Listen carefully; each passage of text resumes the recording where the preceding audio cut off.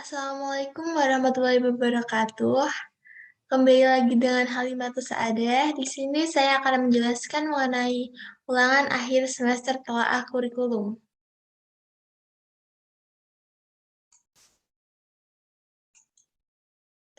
Nah, untuk yang pertama ini, yaitu mengenai istilah kurikulum yang menunjukkan beberapa dimensi pengertian, yang setiap dimensinya memiliki hubungan yang saling ketergantungan. Untuk kurikulum prototipe ini, berhubungan dengan kurikulum menurut siapakah? Nah, di sini menurut saya kurikulum prototipe 2022 searah dengan kurikulum menurut Franklin Bobbitt. Kurikulum menurut Franklin Bobbitt ini yaitu this series of things which children and youth must do and experience by way of developing abilities to do the things well that make up the affairs of adult life and to be in all respect what adult should be. Nah, untuk kurikulum prototipe 2022 ini searah dengan kurikulum menurut Franklin Bobbitt, karena pada pembelajaran kurikulum prototipe yang dirancang untuk mengembangkan soft skill dan karakter anak didik, sama halnya dengan kurikulum menurut Franklin Bobbitt yang pembelajarannya mengembangkan kemampuan untuk membentuk karakter pada peserta didik sesuai dengan usia yang sudah seharusnya. Yang kedua yaitu mengenai landasan kurikulum 2022. Pada landasan kurikulum 2022 ini, ada beberapa landasan yang digunakan. Menurut saya itu di dalamnya terdapat landasan psikologis dan juga landasan pengetahuan dan teknologi. Dalam kurikulum prototipe 2020 ini, pengembangan pembelajarannya terdapat pada karakter dan juga soft skill untuk anak didik. Yang hal tersebut termasuk pada landasan psikologis, karena pada psikologi perkembangan yang merupakan ilmu untuk mempelajari tentang perilaku individu yang berkenaan dengan perkembangannya, dan hal tersebut dapat dijadikan sebagai bahan pertimbangan dan mendasari pengembangan kurikulum. Sedangkan untuk landasan ilmu pengetahuan dan juga teknologi, yaitu pada perkembangan ilmu pengetahuan dan teknologi, karena teknologi dari dahulu sampai sekarang ini sudah berkembang pesat, sehingga banyak ditemukan teori-teori baru untuk dapat merubah tatanan hidup masyarakat, agar pendidikan yang ada di Indonesia semakin berkembang dengan baik dan efektif. Landasan tersebut di kurikulum prototipe ini, yaitu adanya fleksibilitas pada guru untuk memberikan pembelajaran sesuai kemampuan anak didik. Nah, untuk yang ketiga ini mengenai komponen kurikulum. Untuk kurikulum prototipe ini, di dalamnya terdapat beberapa komponen. Salah satunya yaitu komponen tujuan, yang kedua ada materi atau isi, yang ketiga ada metode atau strategi pembelajaran, yang keempat ada evaluasi. Keempat komponen tersebut memiliki keterkaitan yang erat antara satu dengan yang lain dan tidak dapat dipisahkan. Pada komponen tujuan ini, yang bertujuan untuk mempersiapkan peserta didik dalam mengembangkan soft skill dan karakter pada peserta didik. Pada komponen materi atau isi ini, kurikulum prototipe fokus pada materi yang esensial. Pada metode dan juga strategi, pembelajaran kurikulum prototipe terfokus pada pelatihan SDM atau sumber daya manusia, pengembangan pada komunitas belajar, dan adopsi kurikulum yang dilakukan secara bertahap.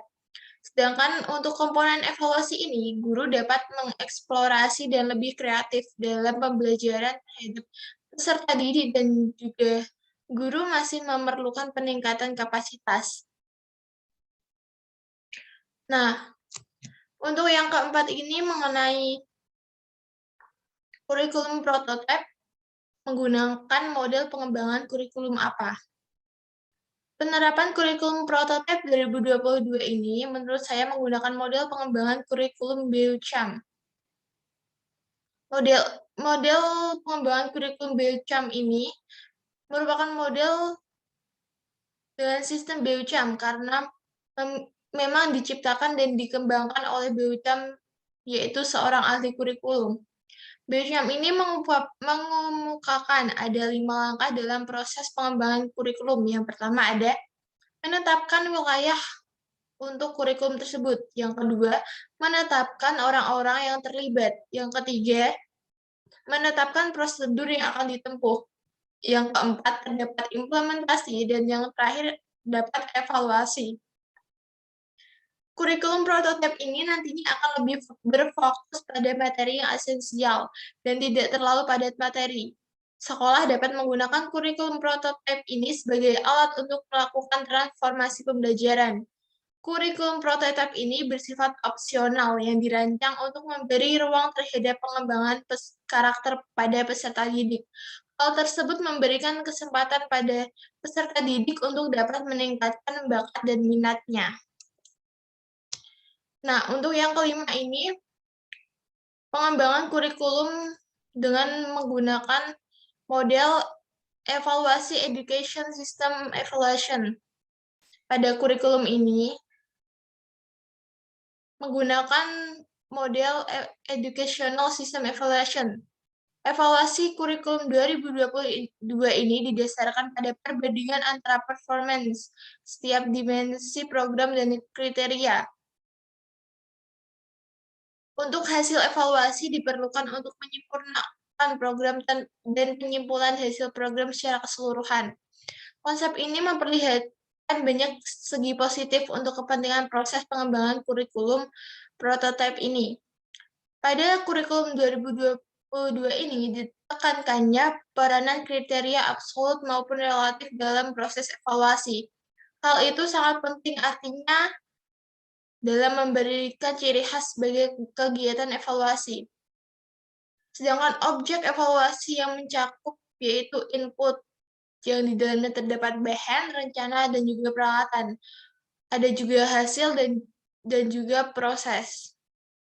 Untuk jenis data yang dikumpulkan meliputi data objektif.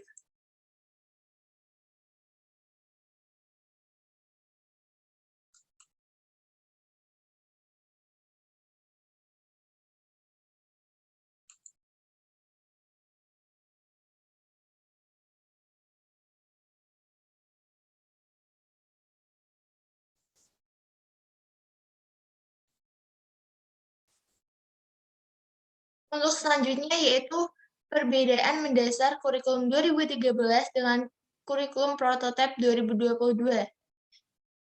Di sini saya memberikan beberapa perbedaan. Yang pertama yaitu dari pengertian. Untuk kurikulum 2013 ini yaitu kurikulum berbasis karakter dan kompetensi. Sedangkan untuk kurikulum prototipe merupakan kurikulum yang bisa dijadikan opsi untuk diterapkan sekolah pada tahun ajaran 2022 ini. Untuk selanjutnya ada landasan kurikulum. Di kurikulum 2013 ini terdapat landasan yuridis, landasan filosofis, landasan empiris, dan juga landasan teoretik. Sedangkan di kurikulum prototipe ini terdapat landasan psikologis dan juga landasan ilmu pengetahuan dan teknologis. Untuk elemen penting di dalam kurikulum. Untuk elemen penting di kurikulum 2013 ini terpacu pada aspek pengetahuan, keterampilan, sikap, dan juga perilaku. Sedangkan untuk kurikulum prototipe berbasis kompetensi pembelajarannya yang bersifat fleksibel dan pendidikan karakter yang mengacu pada karakter Pancasila. Untuk materi yang diajarkan di kurikulum 2013 ini, pembelajarannya berbasis tema. Untuk mata pelajaran IPA dan IPS dipisah menjadi mata pelajaran masing-masing.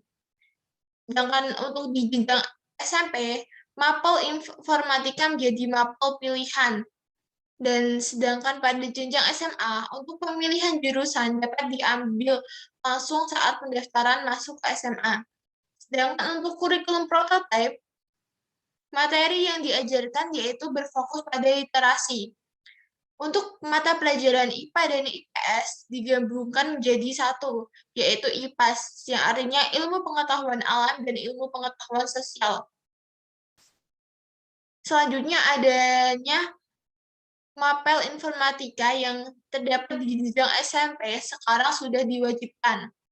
Sedangkan pengambilan jurusan pada jenjang SMA ditentukan pada saat kita memasuki kelas 11. Yang terakhir yaitu, mengapa pemerintah perlu mengembangkan kurikulum prototipe 2022 ini? Karena kurikulum prototipe 2020 ini merupakan kurikulum opsi bagi satuan pendidik untuk dapat memulihkan pembelajaran yang sekarang ini, karena pembelajaran sebelumnya yang terdampak oleh pandemi COVID. Di mana untuk kegiatan belajar sebelum pandemi, yaitu pada poin literasi dan numerasi, sekarang ini mulai berkurang. Kurikulum prototipe ini mendorong pembelajaran yang sesuai dengan kemampuan siswa, dan juga memberikan ruang yang lebih luas pada pengembangan karakter dan kompetensi. Pada kurikulum ini, pembelajarannya berbasis proyek yang bertujuan untuk mengembangkan soft skill pada peserta didik. Lalu untuk materi pembelajarannya fokus pada materi yang esensial, dan guru diberikan ruang yang fleksibel dalam melaksanakan pembelajaran. Jadi, kurikulum prototipe ini perlu dikembangkan untuk memulihkan pendidikan yang ada di Indonesia.